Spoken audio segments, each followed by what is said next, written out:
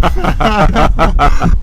my name is Ben Dansie, and I've been a marketer for my entire career.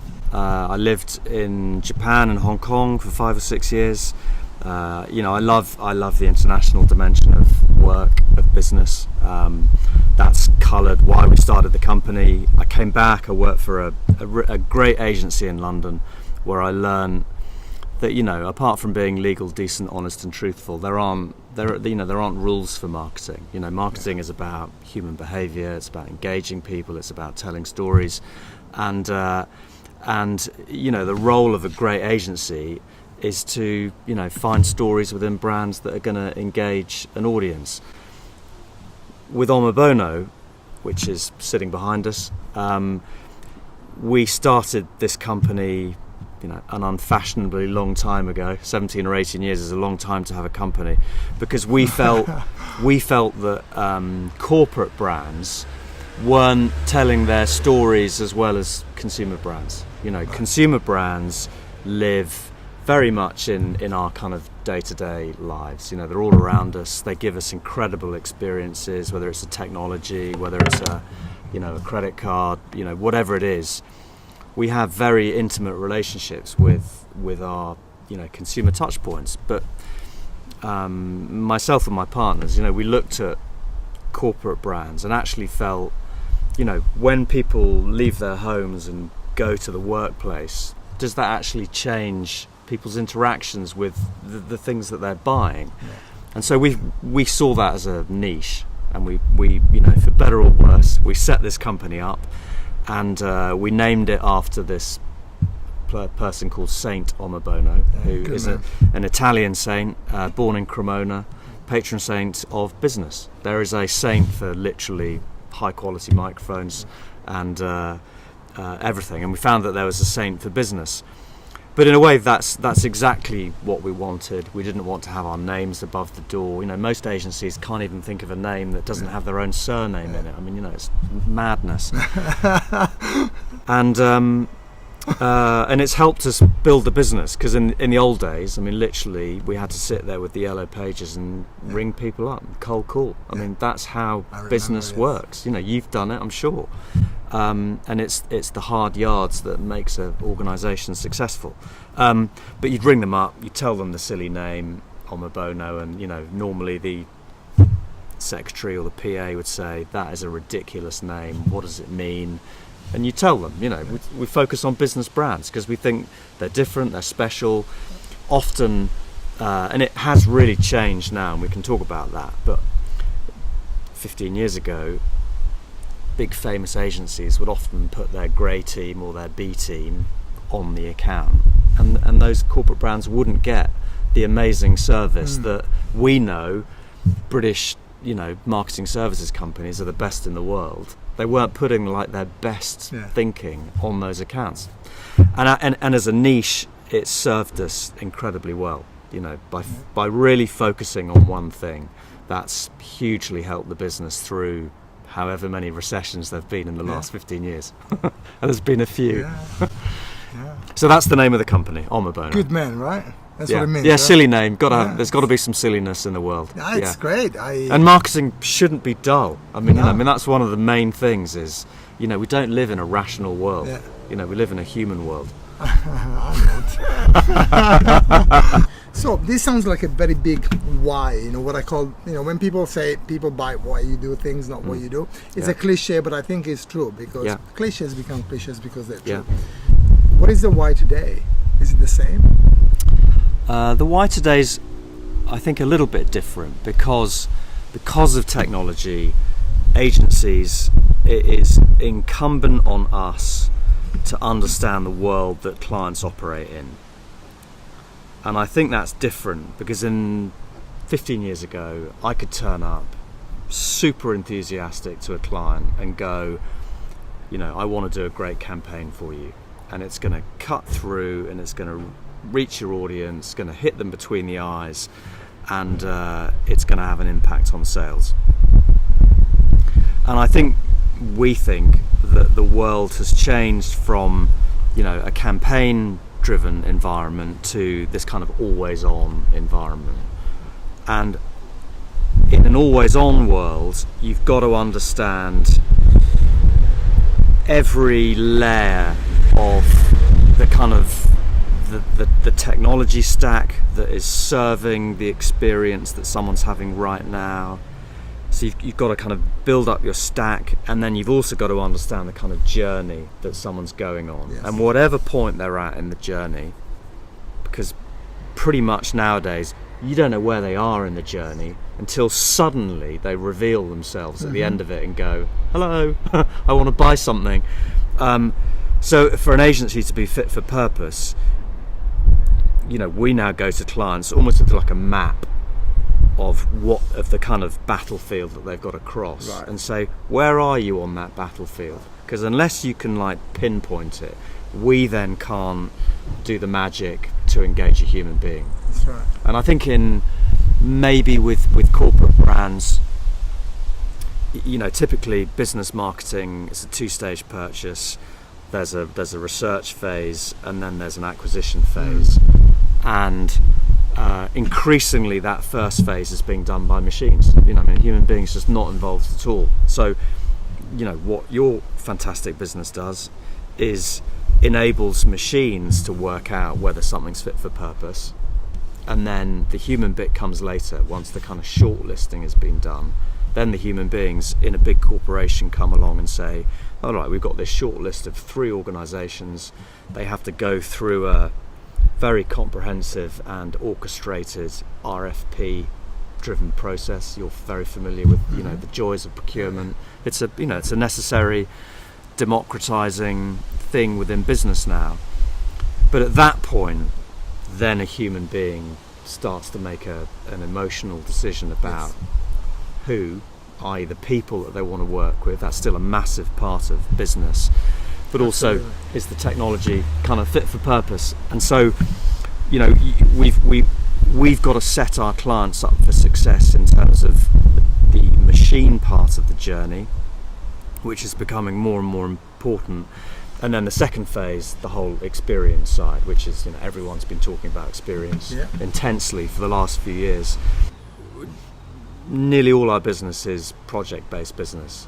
It keeps you very healthy, hungry, focused on tomorrow. And we said to a client, we know that we're only ever as good as the last project. And the client, there was a kind of pause on the line, and they went, actually, you're only ever as good as your last phone call.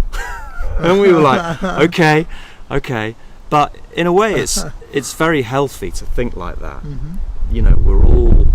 Everyone's in some kind of service relationship with their customer, and remembering and training people to remember that you're only ever as good as your last phone call. And we have a saying internally that we train people on, that it's about delivery and deliverable. It's not just about the thing that you're giving them, it's actually about the experience and the journey to getting there. Because that's the bit they remember. Human beings remember the relationship. They don't remember, the kind of the thing that... They remember how you make them feel, right? They remember how you make them feel, yeah. If you really mean what you say, and you really try to deliver a good experience, the client will say it, even when things don't go well. We always tell our staff, the outcome, the results, the stats, the performance is very important, but you have no control over it. There's too many variables that can affect the performance, both in good and bad, right? Yeah. What you have control over are 2 things. Not even the input, because that's a given, right? If we ever find somebody that is not doing what it's supposed to be doing, it's either because they're distracted or because they're untrained, both of which we can fix, right? It's the intention. If you have good intentions, if you have a strong narrative, clients come on board. I always tell this story. You go home and you break your mom's vase that she loved so much because your father gave it to her, and you say to her, well, I'm sorry, I was drunk, bumped into it and it fell. You're in trouble. If you say, I was trying to fix that window that you have broken for 2 years, and I really know that it bugs you, and I was trying and I tripped, reaction is different. The outcome is the same. The vase is still gone. And I think with clients is the same thing. We have had situations where performance wasn't good and we lost money. We said, we saw a competitor do this, so we thought that by doing A, B, and C, we might have achieved X, Y, and Z, and the client was totally on board with it. So I totally buy the experience piece, but people need to mean it. not Yeah, abuse the word. but you talk about your mother. You've got a ring on your finger, so you must have a mother-in-law. Yes. Yeah. I don't. So my mother-in-law is the most positive and enthusiastic person I've probably ever met, apart from my wife. And it's one of the cheapest and most valuable qualities that a person in an agency can have. If you turn up with the right frame of mind, you can do almost anything. And if you're trying to run a company, whatever size, attitude is everything. We've got 3 values in the company: stand together, strive for epic, and be the difference. Those are our 3 values. Right. Mainly, we live in an agile world, where it's not just agile methodologies in terms of development, but it's also agile in terms of actually how you work with clients. Mm-hmm. Clients want to work with you.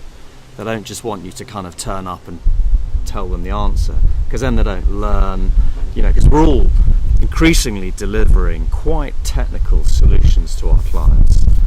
We do cycle, we're doing microservices, we're doing serverless environments for some of the stuff we're creating. So, really quite technical stuff. Yeah.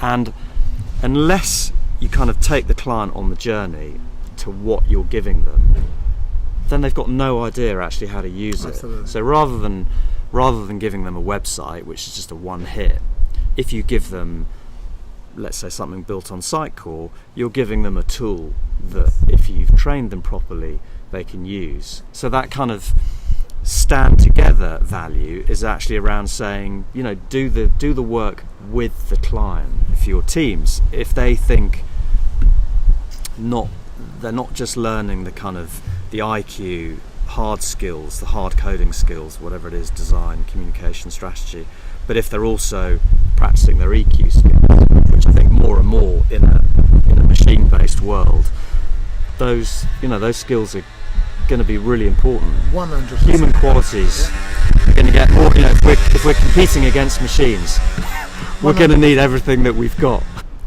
I think that's another thing that we've learned, is that you can't just sit here and kind of hand out expertise. You actually have to go out and learn as a company, and that's been really good for us, because rather than going on a stage or talking to a microphone and saying we've done this great campaign, you can say, like you're doing now, we've gone out and we've been curious and we've asked the world what the world thinks about something. Yeah. And that's a great process, trying to encourage your people to be curious. But if you're enthusiastic, as we've discussed, my mother-in-law is, if you're curious, why wouldn't kids are curious, that's how they learn. There are some fairly simple qualities that I think equip agency people to bring their A game to client engagements. So, going back to Omobono now, there's 100 people in your company now. There were 80 last year. It was 0 before you started, right? Yeah. So, can you talk me through the journey? How did you go from 0 to 80? One of my sort of burning desires in life was to. One of my burning desires in life was to, start a business. I just thought it's one of the things I'd like to do, and it's very hard to find that moment, the right moment to do that. I think that's almost the hardest thing when you're starting a company, is timing. And I was very fortunate. I was working in another agency in Cambridge, and I was doing a good job there. I had a brilliant managing director called Fran, and there was a creative director called Chris, and I thought, if I'm going to start a great company, I probably need Chris and Fran to be part of that business, and then I had to try and engineer a way to have to say to your boss, would you like to leave and start a company? It's quite a high risk strategy. And anyway, I signed us in. We were doing a pitch in London, and I signed us in and got on the lift elevator and said, Roast and Dansie Butterworth, maybe there's a name in that. And Fran said, yeah, let's do it. then the doors opened and we had to do this pitch, and then I had to leave to go to another meeting. And I rang Chris that evening and I said, have I still got a job?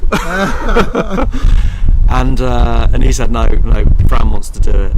And in a way, I think my advice to people is that is the hardest bit of starting a company, is the decision to do it. Yeah. Because once you've done it, it becomes binary. There are two gears in business, forwards and backwards. If you are not in forward gear, you are going backwards. You cannot, there is no steady state. And we had no clients. We saved up enough money to survive for 6 months with nothing. We did it out of Fran's basement on computers and MDF tables. Our first job was for a company called Internet Extra. It was a PDF brochure for £1,800, and it was felt like manna from heaven at the time. But you just have to take every day as it comes and every problem as it arises, and celebrate every win as you get it, and don't overcomplicate it. And how did you go from the 3 directors to your first employee? That must have been overwhelming, right? Now we're responsible. Your first employee is a terrifying moment for all of us. She was called Janet Webster, now Thompson, and we won a government contract, and we were doing some quite high-profile events with people like Edward de Bono and Gordon Ramsay and Evan Davis, BBC presenter, and we were doing. Interestingly, we did a project called Space for Ideas, which was around promoting the east of England as an economic development zone, and we had to, ideas is obviously a nebulous thing, and normally a region has like a big manufacturing base or shipbuilding or something. The east of England doesn't really. We are we're in a sort of we're an intellectual economy. And so, there was this campaign called Space for Ideas, and we won this contract, and we were like, God, we really, we have to hire someone. And it is really hard. One person is hard. 2, 3, 4, 10 people is hard. 20 is hard. But you go from this kind of like chaos to first employee, to kind of village, to town, to city, and nothing prepares you for how unprepared and unqualified you are as a so-called manager. It is unbelievably hard to communicate effectively. So talking about hiring people and being responsible for these people lives in a big way, really. How do you keep your staff trained, skilled, engaged, excited? Because I guess at the beginning they come in, all they want to do is to impress you. Yeah. Then they go through stages. They get to a point where they are senior in the company. How do you keep these people excited, and what kind of training and development do you offer to these people? I think it's one of the hardest things for smaller companies to think about career development. Because you have a real responsibility for people to progress them. And that's what life is about, as a journey. Absolutely. To learn, live, enjoy, love, all those other things. But it's one of the hardest things about how you develop people, and as when you're 5 people, 10 people, 15 people, I think you just have to kind of bring your culture. You have to show your commitment. You can bring great work and opportunities for them to learn on the job, and that gets you quite a long way. And I think one of my other few lessons is we've aimed high as Omobono. We've always thought, well, we could work for companies in Cambridge, or we could work for the best companies wherever they are in the world. And that has played out. We work for 65% of our work is international. We work for brands all over the world, and it's just because decided to try. When you're small, I think it's about culture and quality of work, and as you get bigger, you have to commit to, you know, learning and development. And we have a thing called digital DNA within the company, which is a program that we've built, which Marcus, our CTO, kind of goes out and finds the best kind of modules, whether it's, you know, hard skills or soft skills, whether it's Sitecore, whether it's kind of agile or Prince type stuff, and you know, you have to commit, you know, hard dollars to investing in your people, and it will always pay off. Now you talk about progression, and you said life is about progression, and I totally agree. Life isn't about possessions or status, because if that was the case, only those who have more and are more will be happier, but we know that that's not the case. But the people that are happy are those that keep moving forward, right? You know, somebody that's got 1, but it goes to 2 and 3 and 4 every year is happier than somebody that's got 10, but has been at 10 for 10 years. And the best bits in a company are when you see people, you know, do something good in the business, and you know, sometimes people leave and go to amazing jobs. You know, we've had employees leave and go to Facebook and places, and you just think, wow, that's amazing. Absolutely, I feel the same. People don't leave, and then they come back. We've had employees come back, and that is that's amazing. That's very special. You know, I feel really lucky when people come back. Yeah. And so you come from 3 people, decision made in an elevator, to 100 people, working with some of the most amazing brands, Facebook, BT, Johnson & Johnson. What moments do you recall when you thought, you know, it's still hard, there's still loads to do, but shit, we've done it now. We've locked this status, we're not going to go back from there. You know, every day is a milestone. We've had immense achievements, we've won extraordinary awards. You know, we've met the Queen, which is, you know, that's quite a big one. You met the Queen, how did that come about? Well, we got a Queen's Award for export. Oh, okay. So there are moments that you celebrate with clients, great work, but it's all just part of a journey. I think there are certain behaviours within an organisation that if you stop them, again, you know, it's finished.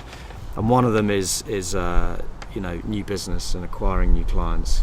So however you decide to run that process, whether you do it in-house, whether you know, engage other companies to help you with it, if you stop that little cog turning, in 3 months' time there'll be no pipeline. However brilliant you are, there's like a Moore's law that dictates. Absolutely. If you take your eye off that ball, and we've done it, and you know, not every year, but you do it more often than you really should, and you can very quickly be staring at the edge of a cliff.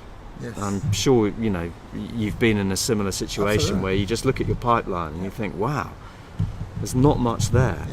So we're always touching, you know, a community of buyers, whether it's virtually or, you know, on a human level, you know, as often as we possibly can. And we have a team of people across the company of all skills who are expected to go out and, you know, interface with the world, prospects. I've got one of my developers going to Brighton in a couple of weeks' time to stand up in front of an audience of 1,000 people. I mean, that's amazing. You know, this is a guy that writes code, and he loves drawing pictures of hippos, and he's now going to use his hippos to deliver a speech to 1,000 people. We've always done a lot of work around people, because particularly with corporate brands, your workforce is a hugely valuable and underutilized, you know, marketing channel, because everything is marketing nowadays, and unless you engage your own workforce properly, you are not doing justice to your organisation. So whether we've been finding candidates, giving them a good onboarding experience, helping companies train those people as those employees progress through the organisation, you know, we thought, you know, with all this knowledge about how to do that, you know, let's try and build a piece of software for ourselves. You know, we tell our clients that they need to do these things, just do it for ourselves. So we have built this thing called Taltrack, and at its most simple level, it encourages managers and their direct reports to have conversations around their personal goals. And we think that is one of the hardest conversations that goes on in the workplace, that a manager simply walks to her team and says, how are you? Are you progressing? Are you achieving your kind of personal goals? Those conversations just don't happen, however big the company is. And so Taltrack literally nudges people to do that. It just literally, it's just poking them all the time. And it's got some really nice engagement tools in there. You can praise people. So we have screens, so you can literally post a message, in one of these, and it'll appear on the screen in the company if you want public praise. Okay. It's taking appraisals almost to a weekly occurrence. Yeah, because the annual appraisal is pretty much dead. Yeah. And companies are sort of saying we want weekly or monthly, and Taltrack lets you set, the frequency that you check in. But, so you developed Taltrack for internal use, right? Yeah, we did it for ourselves, but we also did it because we saw a big market opportunity. So it's now a SaaS. It's now a piece of SaaS. We've got customers on it. That's amazing. Yeah. And then a slightly perhaps less known thing, with the Echo Coffin, what it's called, that you and your wife set up. Very good. You feel like telling us? Yeah, about sure. So I have a friend who is a vicar, and my expertise is marketing, and I looked at the funeral industry, and if you look at motor cars, if you look at supermarkets, if you look at online, all those industries have been disrupted. And I looked at the funeral industry and I thought, this is an industry that effectively was created by the Victorians and has remained unchanged and unregulated ever since. You can pretty much bury someone wherever you want. It is extraordinary. So we decided, or probably I decided, and my wife very nicely came along with me, that we would try this. And so we went to great lengths to get a biodegradable, eco-friendly coffin designed. It got manufactured here in the east of England, and we sold thousands of them. But it was it's funny, you do something over here and then you learn a load of other stuff over here. And I built the website myself. I did it, in those days it was WorldPay integration, so I did a WorldPay integration, and God, it was a nightmare. Still bleeding, I guess. Yeah, still bleeding. And I was sitting in bed one night thinking, God, I'm spending a fortune and I've got real scars from this WorldPay integration. And at that moment, like, £300 dropped into our account. I was like, oh my God. And then I looked at the order and it was from the bloody Shetland Islands. And we had like a single UK postage policy. It cost us more to get it to the Shetland Islands than the value of the coffin. But what was a good lesson for Omobono is we had amazing content. And this is very early on, this is 10, 15 years ago. We had great content. We had a database of every single funeral director in the UK, so that we were trying to help people, get a better experience of buying a coffin. My wife, who is, consummate sort of experienced person, built amazing relationships. And the company became quite well known. We had coffins in a Robbie Williams video. We had coffins in a Hollywood movie. Yeah, with Ray Liotta. With Ray Liotta, we had Chris Powder Blue. Powder Blue. Yes. We had the coffins had to fit Forrest Whitaker, who is not a small chap.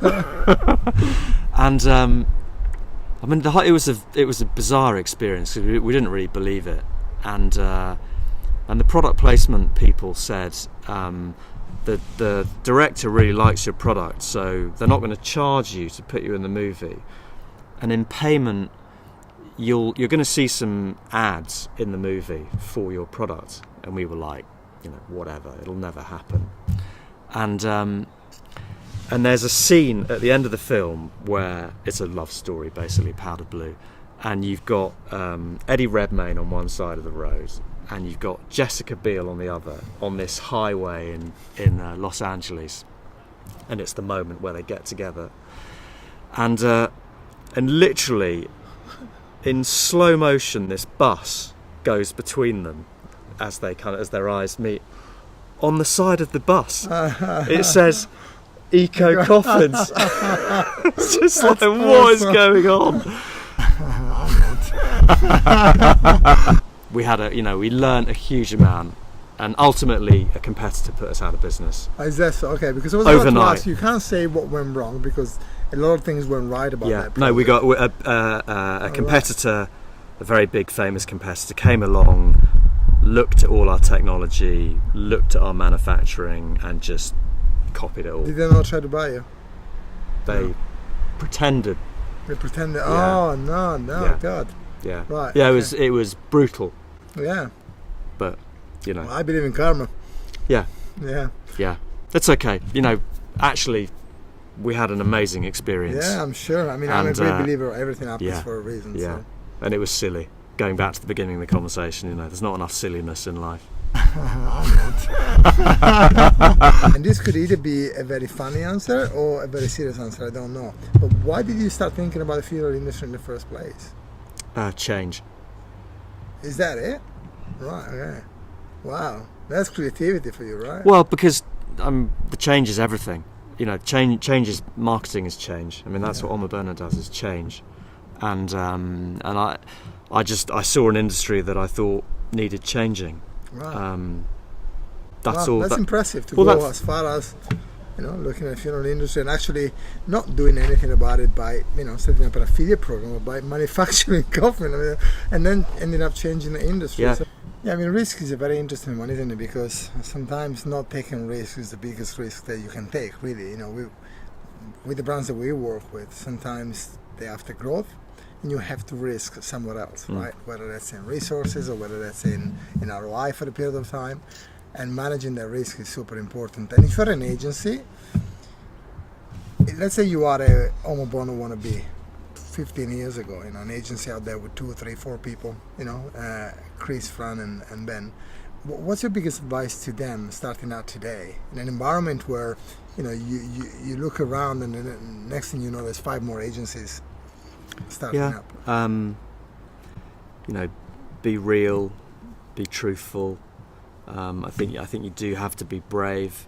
I think everybody really underplays the value of video. I mean, you're doing it now, which is awesome. But the power of human communication is very important. And I think you've got to really pick a niche.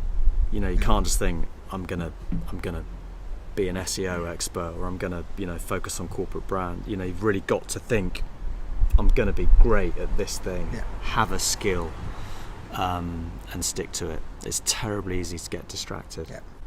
Yeah, when we were talking about earlier, the decision we made, that the board looked at me and said, look, you're stupid, was to just work with retail brands. And I proposed that during a time when we were actually in talks with Auto Trader and Thomas Cook Airlines. It was very brave. The board and Kieran, MD of Genie Ventures, agreed, and 6 years later it paid off. But like I said, it could have gone totally the other way. No, it's difficult. But what happens today is that the people that we have in the office, they can sit down with any retailer from Calvin Klein to the newest one on the block, and have so much confidence in the sector because 100% of our data is retail, 100% of our conversations are retail. So it paid off. You're totally right. I think when you're curious, you just want more skills. And luckily we got them in the company, but I wish I had a few more of them. Wow, from Eco Coffin to Tel Truck, it sounds like you've got plenty of skills there. Awesome. Fantastic. Well, it's been a blast. Thank you very much. Thanks.